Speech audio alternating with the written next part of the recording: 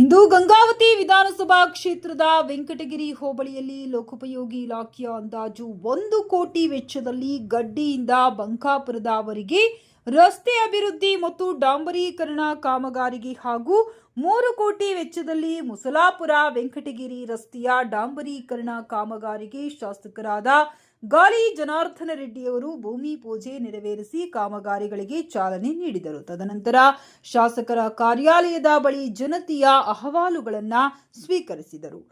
ಈ ಸಂದರ್ಭದಲ್ಲಿ ಗ್ರಾಮ ಪಂಚಾಯಿತಿ ಅಧ್ಯಕ್ಷೆ ಅಕ್ಕಮ್ಮ ಪರಸಪ್ಪ, ಮುಖಂಡರಾದ ಮನೋಹರ್ ಗೌಡ ಹಿರೂರು, ಡಿಕೆ ಅಗೋಲಿ, ಯಮನೂರು ಚೌಡ್ಕಿ,